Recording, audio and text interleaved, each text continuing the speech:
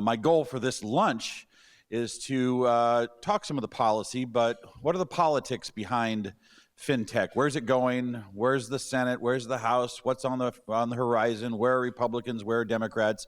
And this will give us an opportunity, hopefully, to give you a little window into how we got Genius passed, where's the Clarity Act going, and what does the chairman of the Digital Assets Committee say about next steps in this space. But I want to start out in a world of so much negative. I want to talk about something that's very positive for our country. And I'm a member of the House Financial Services Committee, and we have something so great in this country that we often take it for granted. We have the world's best financial services industry and system, and we take it for granted every single day.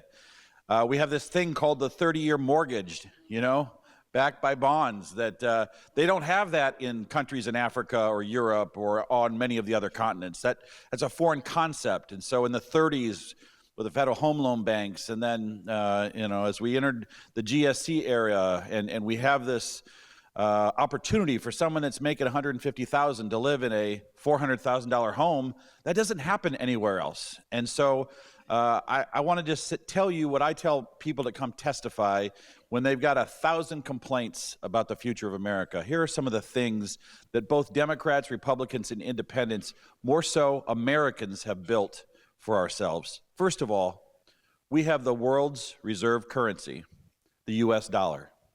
For all of our troubles as a nation, that U.S. dollar does more for our diplomacy, does more for our national security, does more for the safety of our homeland than almost any other military asset we have.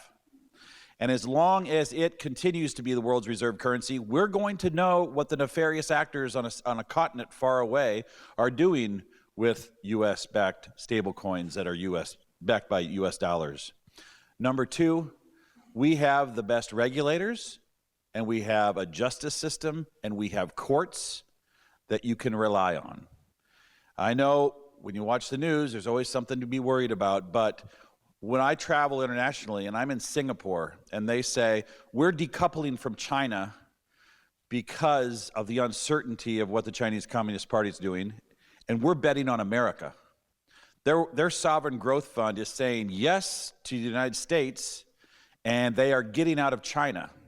And that's because of the system that we have here. The other thing, and this is something that I talk about all the time, and those in business crave this: certainty. Certainty builds markets. Certainty grows wealth, and certainty is what we have for a long time been the envy of the world. Now, we're going through some turbulence, but I often say the greatest gift that President Trump could give America would be certainty in our trading relationships, certainty in our going forward with regulators, and let's make 2026 the year that America focuses on building wealth in every single part of the country. And the last thing I want to talk about on a positive note, not that it's going to be negative after that, but and this really applies in Nebraska too. When you look at Europe, they have what, 6 big banks? So you have 6 boards of directors, 6, they have a regulator. Then look at the United States. What do we have? We have federal and state chartered banks. And when we passed the Genius Act, the one issue that I laid my legislative efforts behind on the tracks was a state pathway. I spent 10 years in the state legislature. We've got probably 10 or 12 state senators here. States are the laboratories of democracy. Nothing should always come out of Washington. We should always be embracing what happens in each state. And so having a state pathway that's real and not in name only is something we achieved with the Genius Act. And we are hopefully going to take advantage of that in Nebraska. And the second thing that I think makes our banking system great is that, unlike Europe, we have the GSIBs, we have the JP Morgans, the BNY Mellons, we have Wells Fargo, we have Bank of America, and they are important. But we've also got the regional banks. We've got Key Bank in the mid part of the continent. We've got all of these other large banks, Ally Bank, and then we've got these community banks, which serve Main Street. And I often tell people, especially the bankers that come to a mortgage issue-based luncheon I'm having, I say we need banks in the mortgage business. We need community banks to be the conduit for Main Street to buy the house. And because of Dodd-Frank, and it did some very good things, but it has, because of compliance and all of the things that have happened with the GSEs, we've moved banks out of so many different product lines, and for good reason. But we need community banks in our mortgage system. We need community banks in our digital asset system. You are our link to America. And what is the proof of that? The proof of that were those payments during COVID that kept businesses open. You could go and walk into any community bank in Lincoln, and you could be approved with a loan to keep your business open almost instantaneously.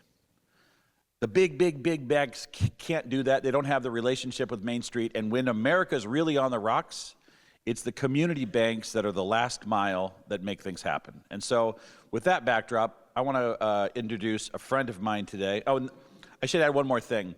What is our opportunity here? Think about this. What was the internet in 1995? It was fraud, porn, and nefarious people, right? Enter Nebraska U.S. Senator J.J. Exon, now deceased. What did he do? He passed a law in the mid-90s that said the use of, manufacture of, or sending or receiving of child pornography is a felony punishable by a serious jail sentence. He didn't run into the internet and try to find a law for every single issue that somebody could bring up at a conference, but he said that child exploitation is wrong, and we know it when we see it. That was the regulatory approach Americans took to the internet in 1995, and while it may seem insignificant, we were the first in the world to do that. And because we were paying attention to the most important stuff, protecting children from child predators and pornography, people started to pay more attention to the internet. And what happened in 2000? The advent of the Facebooks and the MySpaces and what later became Amazon. I call that the Internet 2.0. And it has generated a tremendous amount of wealth in our country that does not exist in any other country in the world. And I think now we are on the verge of what we call Web 3.0, where we are digitizing our payments. We are talking about sharing your data in exchange for some type of valuable token, not just all of that wealth residing in an aggregator like Facebook. Think about how much money I've made for Facebook. I told them when my birthday was. I told them who my friends were. I sent them the greatest moments in my life. I celebrated everything. I even weighed in politically on everything. You could probably run a profile on me and know that Saturday afternoons at 2 p.m., I like to be taking a nap. And they probably know that Sundays at 1:30, I like to be doing something else at exactly this time. And I have given all that data freely because I enjoy the platform, but it has been used in the American way to monetize an asset. Now with Web 3.0 and these payments and these tokens and all of this that's happening, we're on the dawn of something that's really exciting that will hopefully monetize some of the data that we hold and make this digital economy even more democratized to all of us. And so I am pleased today to welcome a good friend of mine from Wisconsin. Now, I like to say this, he's in Speaker Paul Ryan's old district. He now represents the people of Wisconsin in that district. He looks like Paul Ryan. He raises money like Paul Ryan. And he has risen through the ranks of the House of Representatives very quickly. He serves on the House Financial Services Committee. He is now the chairman of the Digital Assets Subcommittee. Imagine taking that job in January when your new chairman, French Hill, says we are going to pass a stablecoin and market structure bill. Folks, this isn't, I always tell people, this is Adult Swim, right? You don't get to come to the committee and run your mouth like you've actually got to read the papers before you come. And he has navigated a process that has gotten over 100 Democrat votes in the House in this political environment. In addition to that, because he doesn't have enough to do, he's also the chairman of the House Administration Committee. Imagine that this year with the rise of political violence, and he's basically the mayor of the House, and he's got 3,000 Capitol Police officers and the safety and security of every member of Congress on his mind. Oh, and by the way, he just got engaged and he's going to be getting married. So with that, I want to welcome my good friend Bryan Steil from Wisconsin. We're in a challenging political environment. I think that's what it speaks to more than anything else. You and I were about two of maybe a small handful of people that held town halls. We know. And when I watched yours on C-SPAN and on Fox News and on CNN and MSNBC and everybody else that covered it, I was like, am I going to Lincoln? No, I'm kidding. But it shows you that we're in a tough political environment. But the opportunities we have to navigate that, in particular in the digital asset space, is your comments about this realization that the United States can be an absolute leader as we enter Web3 is an opportunity to be transformational in technology and in financial technology in particular for another 20 to 30 years. And we were successful on moving that bill across with broad bipartisan support. Genius now enacted into law. In clarity, with the hope that we see that move through the Senate in the near future. So it's an exciting time. I was told, they say, well, what's the difference between Genius and Clarity? I said, well, Genius is like the cell phone with all the bells and whistles on it. Clarity is like the cellular network system that it runs on. So when we passed the Genius Act, it really governs stablecoins or digital cash or whatever you call it. Clarity was actually championed by Bryan and our chairman, French Hill from Arkansas, and it says, it answers basic questions like, what's a security? What's a commodity? What's the role of CFTC? What's the role of the SEC? And then builds a structure out that would be something that we'd all just expect to have in place, in the first bill. But let's talk about that.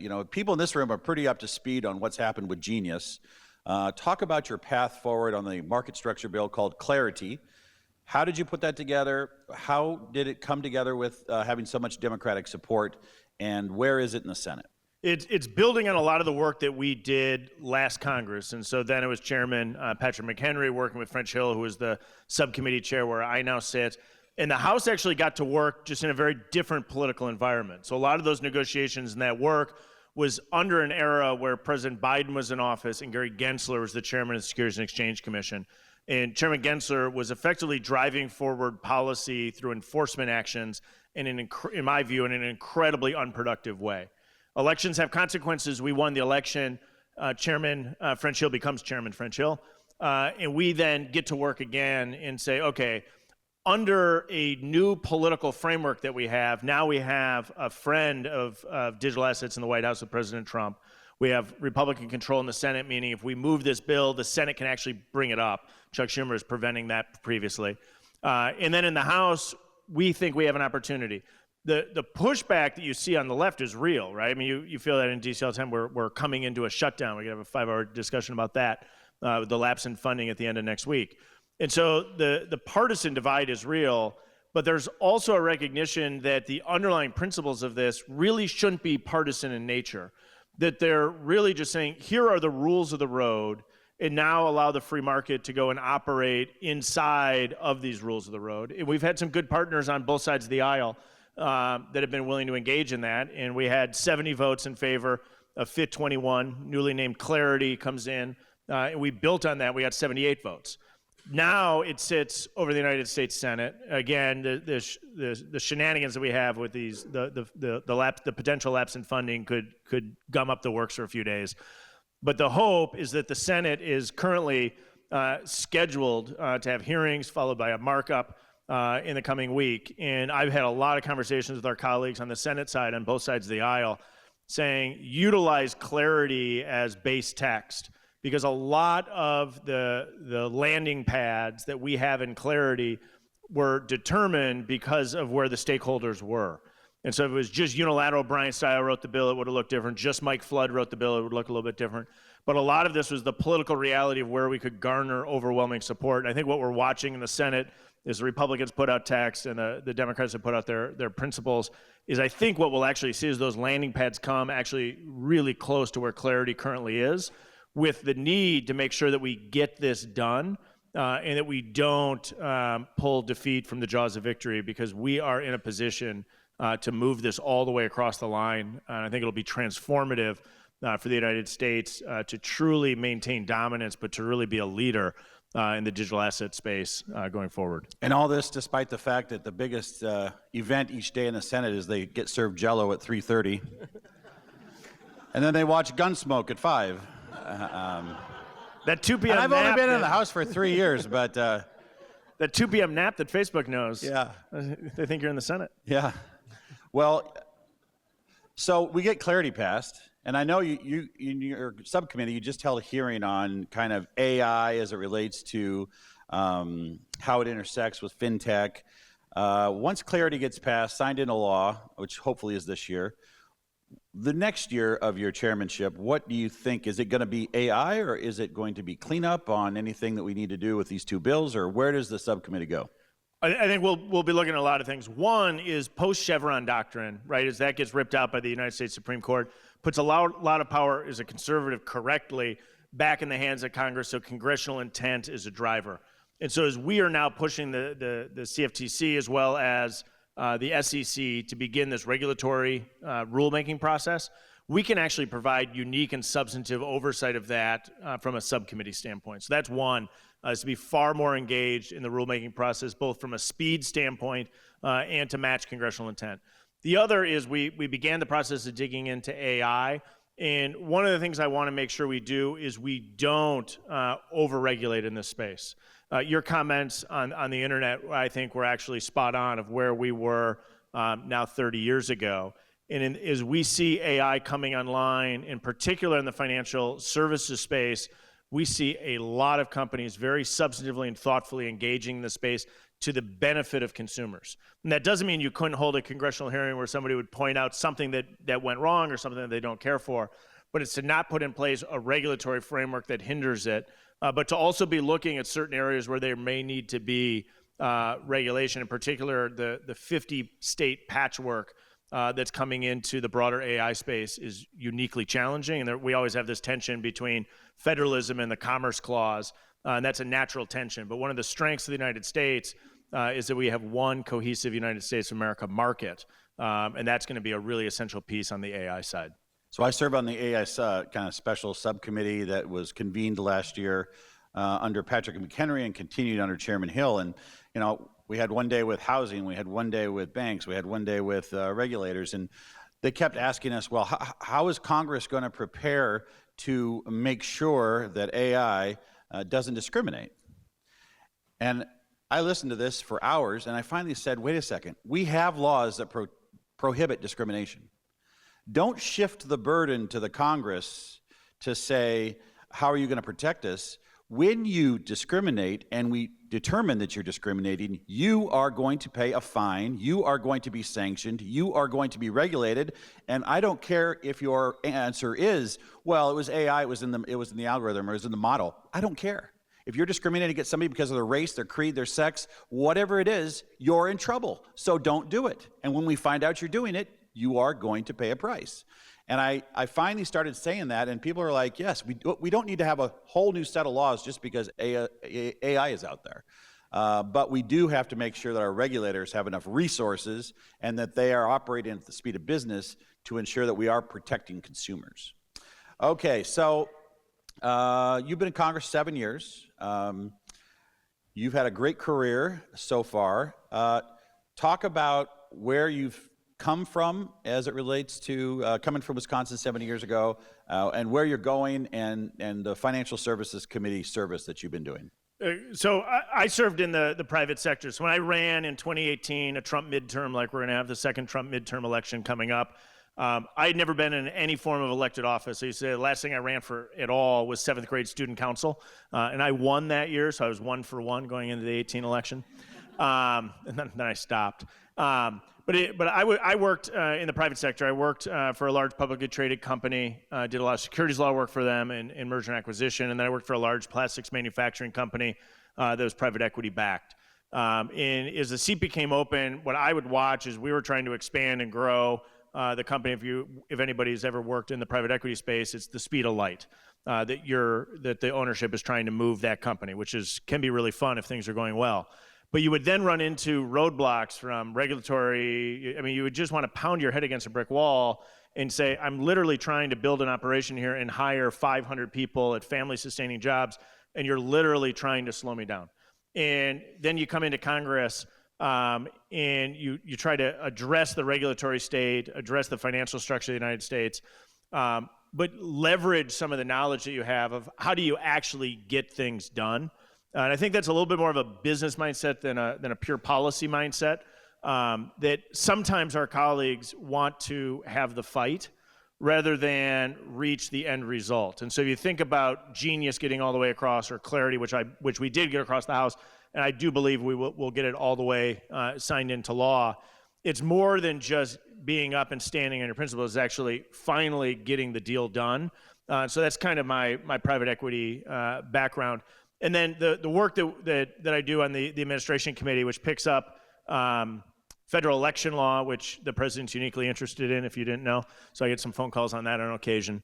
But then also on the member security side and some of the operations, kind of the guts of how the House works, has allowed me to build relationships with people across the conference, both in a sense, Democrat and Republican, which when we were moving that bill through on the genius side became really important, because we had kind of a kerfluffle of people on the home stretch that wanted to block the rule. This is kind of inside baseball in DC, and navigating and negotiating with those people involved a meeting in the West Wing, in the Oval Office with President Trump, and it was kind of an unbelievable process to get it all the way across the line. But as you know, we have an incredibly narrow majority. We have a 3-seat majority. At any given time can take to put the train off the rails. And so this is just a constant blocking and tackling motion to make sure that we're moving this agenda forward, because we have such an opportunity where the House, the Senate, and the administration are aligned. So let's talk about your district. So you're like the southeastern corner of Wisconsin. You have Kenosha, Wisconsin, just north of Chicago. But where does your district all go? Yeah, so I jumped on a flight out of O'Hare. It was an hour 19 to O'Hare today. I maybe went a little quick. But the district is that southeast corner of Wisconsin. The bulk of the population actually sits north of the state line, north of Chicago, up to the southern suburbs of Milwaukee. And so it's been redrawn in the last redistricting, making it one of the most competitive districts in the United States. So if you took all the districts represented by Republicans in the United States of America, I have the 10th most competitive district held by a Republican. And so a lot of that, the way you politically navigate that, and the state of Wisconsin is a perennial swing state, which means on any given day, there's somebody campaigning in your district for or against you. There are paid people knocking doors for and against me by outside groups today. There's TV ads saying Bryan's not a good guy up today. And we're like over a year to the election. And so that's just kind of par for the course. You live in that political environment. And how much did you spend last cycle on your election, and how much did your opponent spend trying to beat you? Yeah, it's probably about $10 million. My first race, they spent $8.9 million against me. I ran against the second most funded Democrat in the United States of America. I don't recommend it. And so that was my first run. And so that was kind of like, here we go. Welcome to the rodeo, baptism by fire. And then last cycle, going into Labor Day of the election year, I was the most spent against Republican in the House of Representatives up to that point. So I think they ran 7 or 8 negative TV ads against me by the time we get to Labor Day. And we didn't respond because I don't have the resources to do it. And my strategy was to hold fire till the end. And we came out on the backside of Labor Day and campaigned pretty aggressively. But I really view it as this is like a job interview.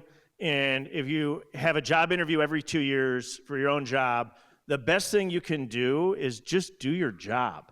And so I view that I did a lot of management and had a lot of people working under us and a lot of companies that we would work with, that we would acquire when we would do these acquisitions.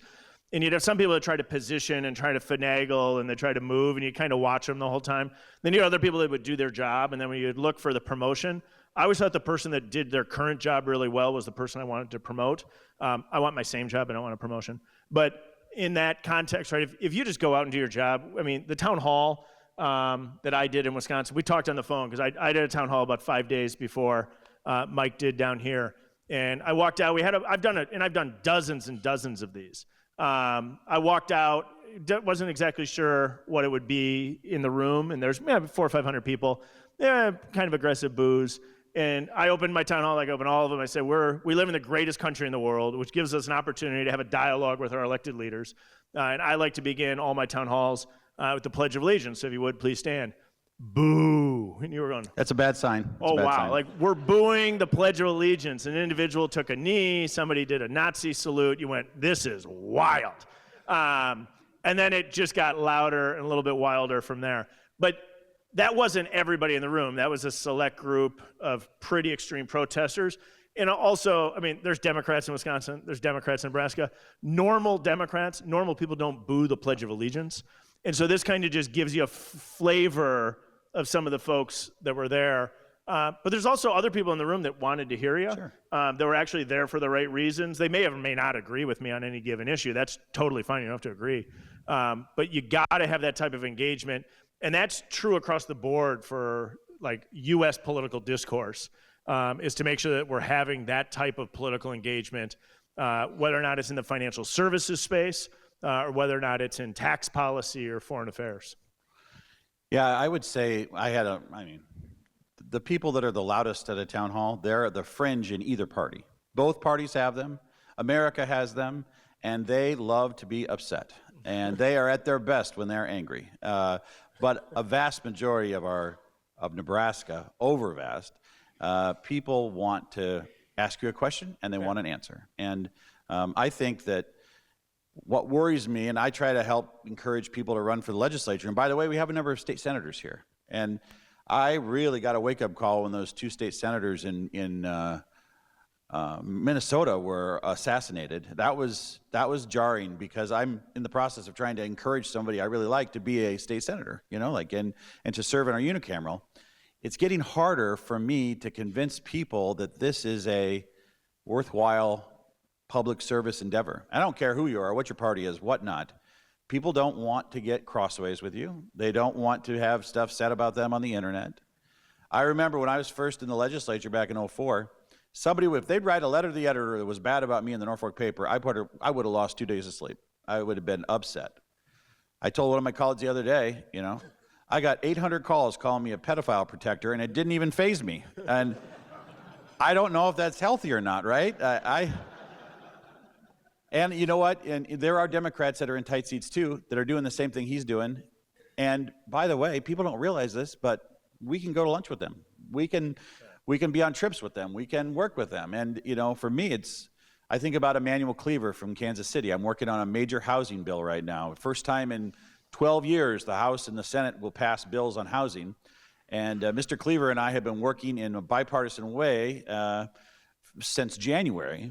And the Missouri legislature is doing what a lot of legislatures are doing, and they are redistricting him out of Congress. It's going to be a loss if he's not there. He's a good guy. He is somebody that served for a long time in the House, and yet he comes to work every day, and he sits down with a smile, and he works with me on my bill.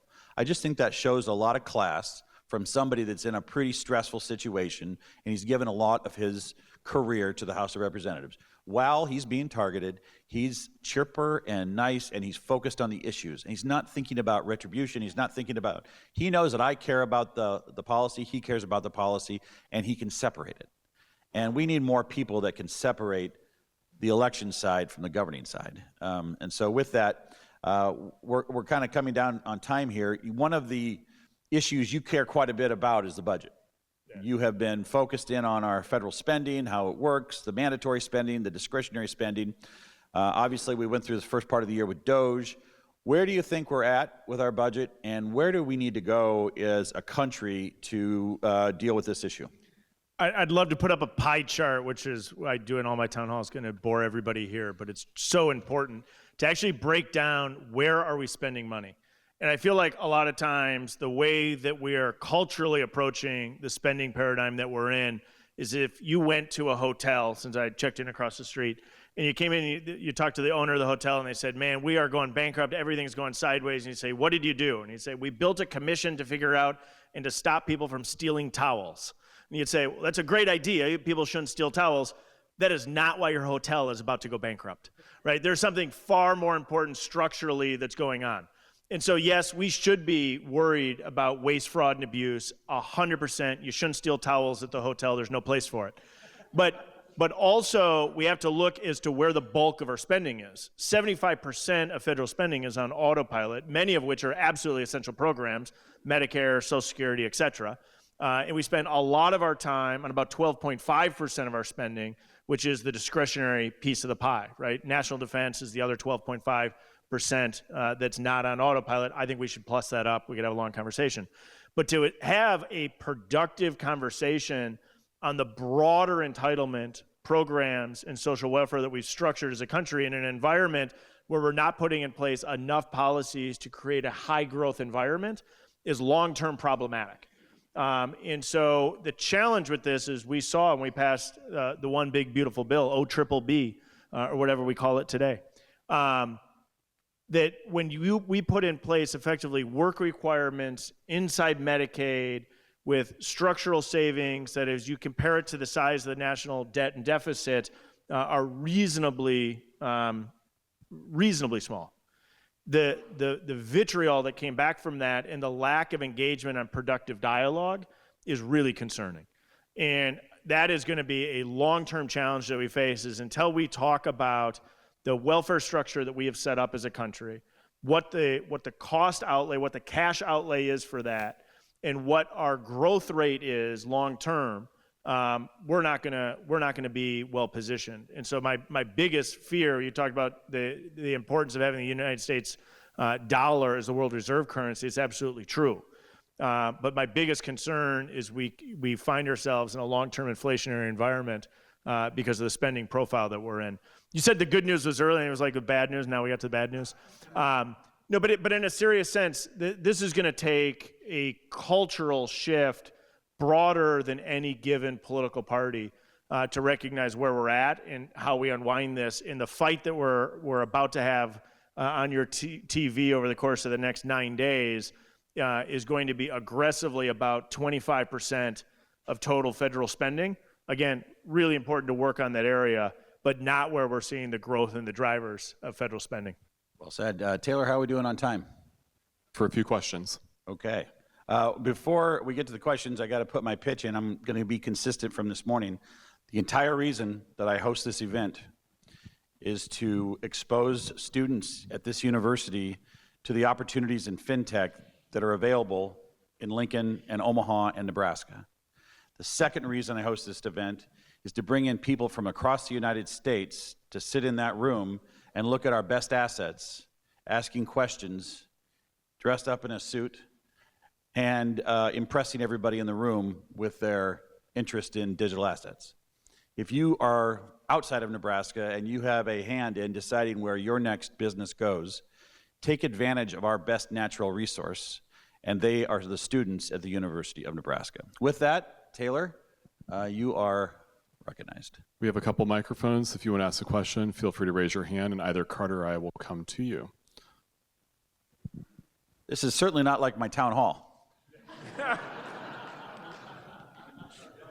And actually, I think I built a good rapport up with a lot of the folks that were protesting. I laugh a little bit about that, but I think it's actually true. I think the fact that none of them showed up today is the sign of respect. You know, I did 3 town halls, and they knew today was about growing Nebraska and not an opportunity to get upset about the latest bill. But, you know, when you do show up in the town square, you get to have events like this, and you're engaging with your community. So, anybody have a question? Well, everybody agrees with everything we've said. Bryan, we got one over here, yeah. Go ahead. I just dropped the mic. There we go. Tell everybody who you are. So Mike DeVere, CEO of STI. Thank you, Congressman Flood, for putting on this event. Second time here. Oddly, I'm sitting next to the Chamber of Commerce for Lincoln. So Pure coincidence. I wonder why that happened. We're looking for a new home. I know, exactly. So thank you so much. Just love to hear more on tech neutrality. So you were talking about regulations and this idea of discrimination. It's against the law. Right. But every time if I feel like I'm in DC, I'm revisiting what new regulations do we need to manage AI. And they keep on saying, well, we already have regulations. Actually, we need it to be consistently played with the existing industry score players as well as the AI companies. So just love to hear your thoughts as well as Congressman Steil. My biggest interest from a regulator standpoint when we look at oversight of the regulators is, are we paying the people that are in our agencies enough to compete somewhat close with the business community? Now, a lot of people get into the SEC or the FBI or the CFTC because they have a sense of public service and duty, which we wholly exploit as Americans, and we take their goodness and we say thank you. And the other part of it is we can't leave them in the dust with their pay. And as our major corporations build AI infrastructure, our regulators have to be able to have the resources to be able to prove in a court of law that, yes, in fact, this industry player is violating the law in this way.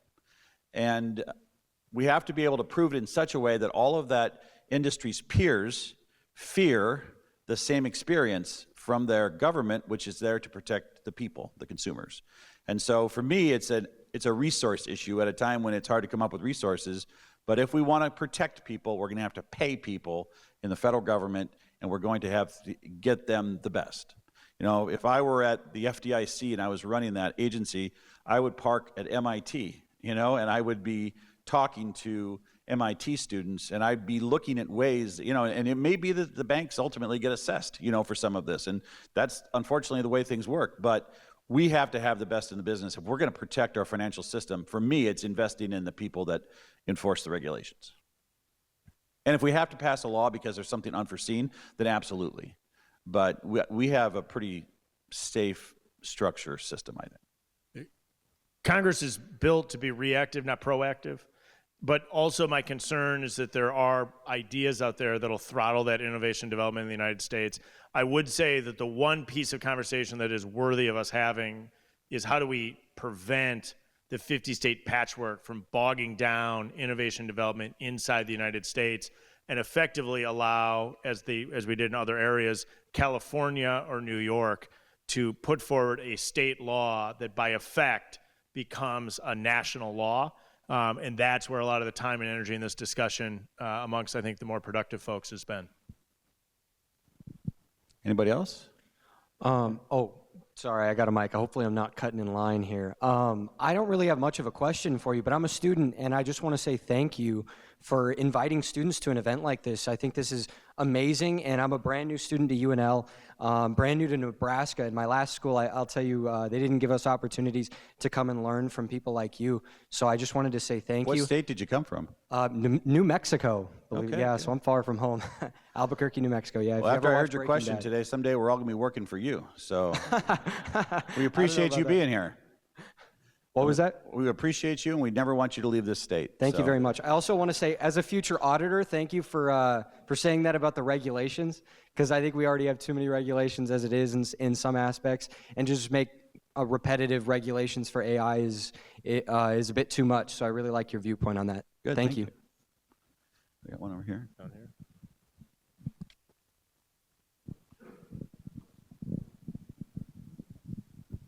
Thinking about the budget, and now that we're spending more on interest than before we start, tell us about you. Okay, my name's Casey Kirkshank.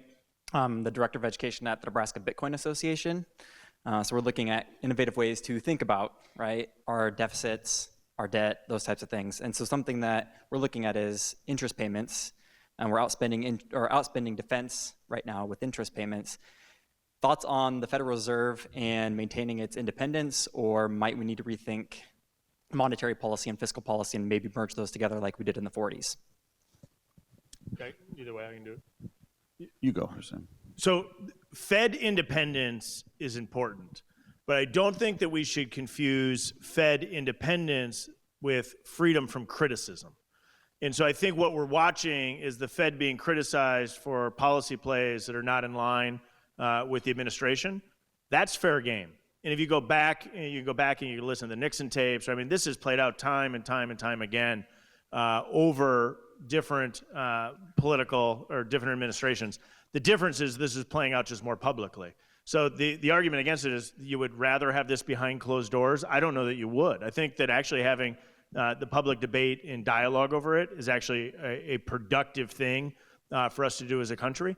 But the Fed being independent is important, but they're going to be they are open to criticism, and I've criticized Chairman Powell when he was before us, when we were talking early on, when there was an argument that inflation was temporary and transitory, that it wasn't sticky and stubborn, which we've now have realized it is. And you can go back and watch him come and testify before the House twice a year or the Senate twice a year on our respective committees. But as you step back on the broader interest, you're exactly right. When you fully bake in the interest cost, 1%, a 1% movement in interest rates is $370 billion per year into perpetuity.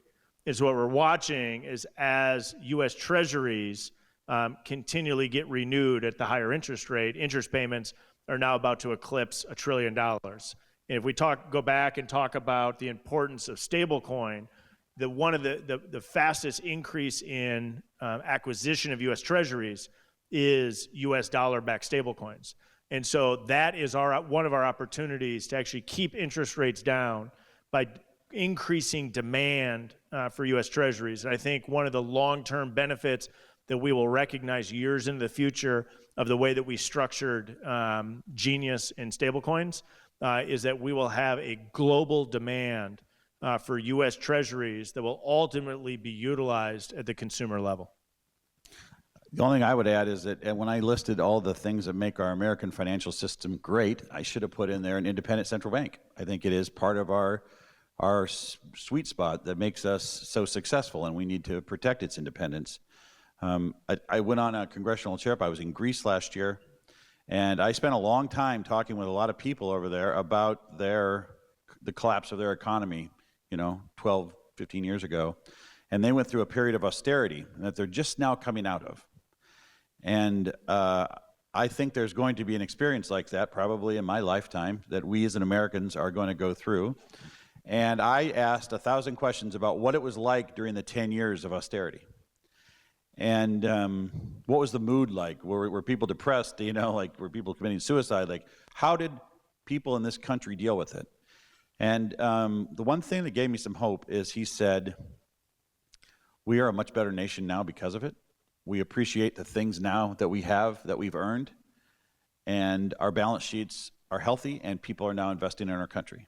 I hope to God none of us ever have to do that. There's ways around that if we make the right decisions, but there is a light at the end of the tunnel, because essentially everything has to get trued up at the end of the day. And it makes me want to read more about how Greece dealt with that 10 years of pain and how they sacrificed. And I said one time earlier this year, getting through our federal budget issues is going to result, it will require some sacrifice. And you would have thought I had violated one of the 3 rails of politics. Americans don't want to talk about sacrifice. We have been in an abundant mode for so long. The idea of not getting something that's been sold to you by the politician you voted for and have it being taken away is not acceptable to people in both parties. And so we're going to have to do something. And I know about sacrifice because I was in the legislature when I had to go cut $1 billion out of the budget. And I had to go into the rotunda and look in the eyes of a mother who has a developmentally disabled son and say, we can't afford respite care this year because we're out of money. And she says, well, you're going to put more money in the troopers, judges, and teachers' retirement. And I said, yes, I have to, because it's a contract with those employees. Well, why are you shutting down this service over here? And I'm in the rotunda, and what started happening was I got to be so good at it that my colleagues in the legislature would be like, I can't possibly go tell Maxine that we're cutting her tax credit. And I'd be like, is this the difference between you voting for it or not? And they'd say, yes. I'd say, okay, I'll go tell Maxine. So I did this for an entire session. I had those conversations in the rotunda. And those are the kind of conversations that are someday going to have to happen. And too many lawmakers live in a world where they've never had to do it. And even when we had to do it in Nebraska, good people that I worked with begged me to go out in the rotunda and deliver the message. I think about state troopers all the time. They have to go sometimes knock on someone's door at 1 a.m. and tell a family that their son died in a car accident. There's no easy way around it. This is the same thing that your government has to do. Boy, this has really gotten dark. Zest AI needs to move to Lincoln, by the way. How are we doing on time, Taylor? That's all the time we have for this chat, but if we can transition back to the auditorium, we'll start our next panel in 5 minutes. Thank you very much. Before you walk out, can I just tell you guys, for the people that are from Nebraska, what an absolute rock star you have in Mike Flood. Oh, thank you.